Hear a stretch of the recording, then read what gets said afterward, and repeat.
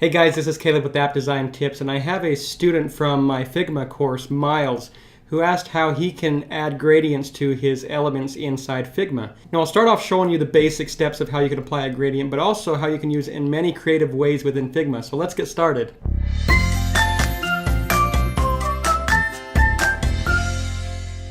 So as you can see here, we're going to apply some of these kind of gradients in our design here. And the beauty about these gradients here is this is all one layer. It's this hero layer right here. So we're not applying 1, 2, 3, 4, 5 layers to get this effect. Same thing with the text. These are just gradients overlaid on the text, and same thing with this here. So we're just working with a few elements here, as you can see.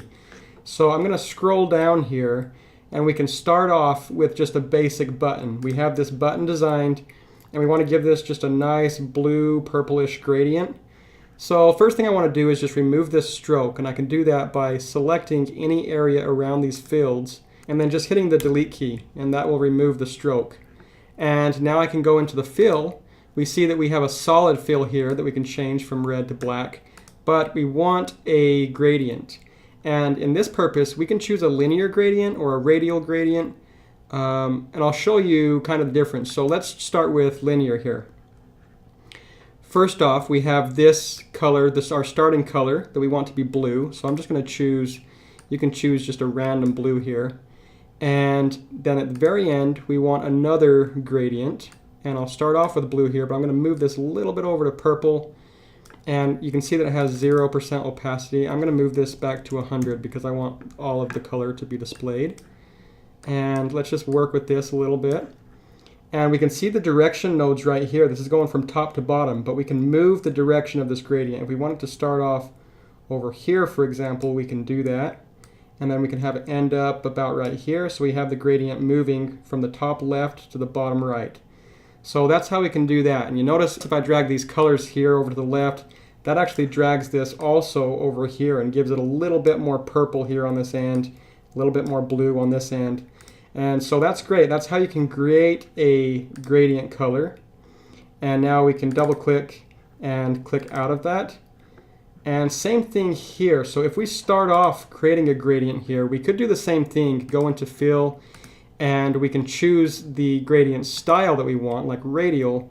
But let's leave this at black solid fill. And instead, we're going to add a new fill layer. So we'll click plus right here. And so now there's a linear gradient on top of this black gradient. And I want to show you something really cool.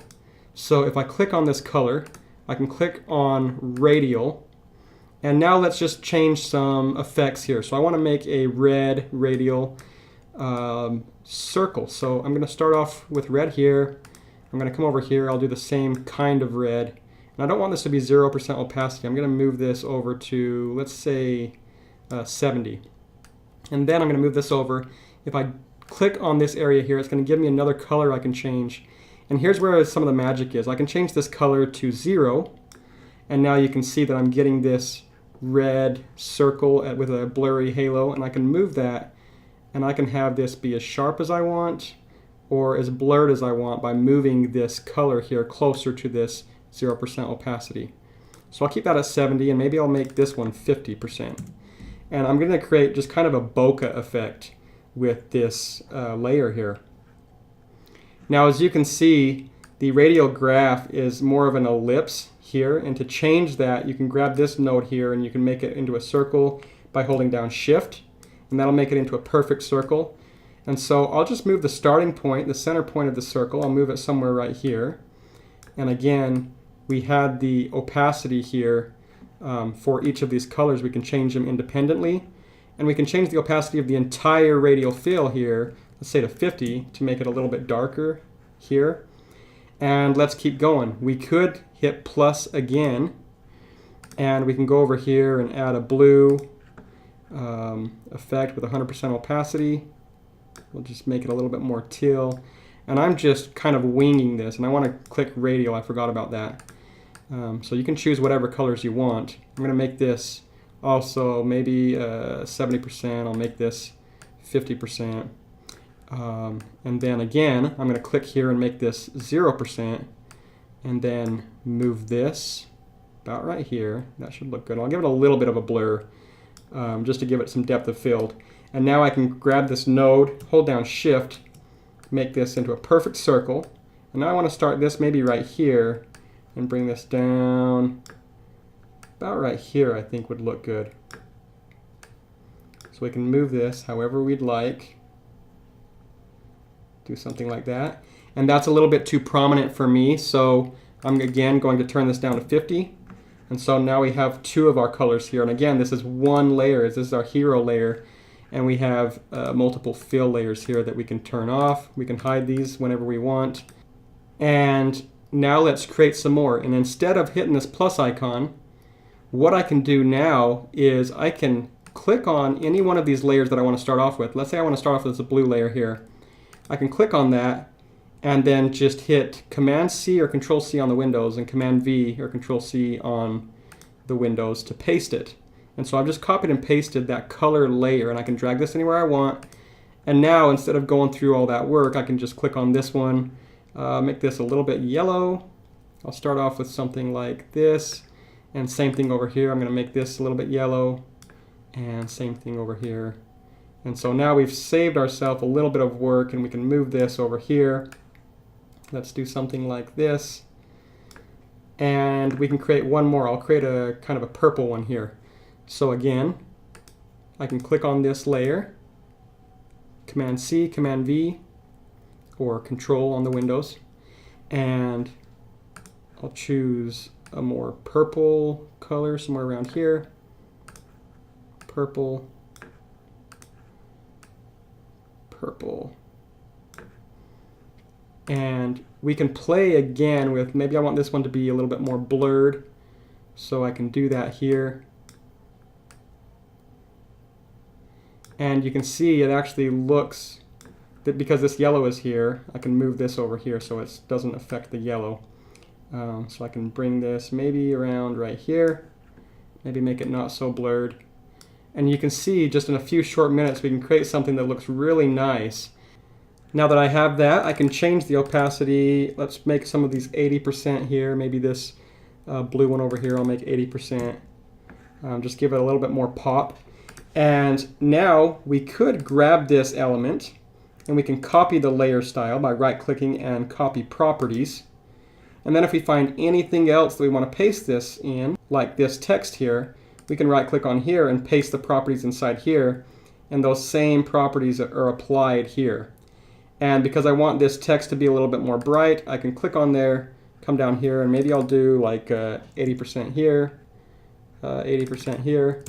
And you can see how those colors are starting to pop. And now that I've applied those, I could even go back into this purple area, for example. I can change this out, move these around. This red area, I can move this however I'd like, give it a little bit more blue, and just something like that, and just make it look really neat. Now over here I have a profile image that I would like to overlay some of these gradients that I've already applied. So I can go here, I can click Copy Properties, right-click in this profile image and paste the properties. But as soon as I do that, that removes the stroke and it removes the image fill. So how do I save time applying this kind of effect here without losing my other work? Well, I'm going to undo here, and instead of doing that, let's just click inside of this area, and we can select our first fill here and hold down Shift, selecting our last fill that we want to select. We don't want to select this bottom black layer. And let's just copy these layers. And now we can go back into this image. We have this image filled, but we want to just paste in the rest of these fills here. And you see what that did here? It just overlays them in here. Now you may notice that our circles are gone and now they're ellipses. Well, what you can do is grab this node here and hold down Shift again, and it'll turn it back into a circle. And the reason why it does that is because it locks to the same aspect ratio as whatever you're pasting. So because this is a rectangle, then it makes it a circle, but as soon as we squish it into the square, then the circles kind of get squished with it. So we need to fix that here by just selecting each one of these, holding down Shift as we drag this node, and it just fixes these. Just one of those pain points of using some styles like this. And click on this until we see that again. And then we can even play around with the location here to make sure that his image can still be prominently displayed.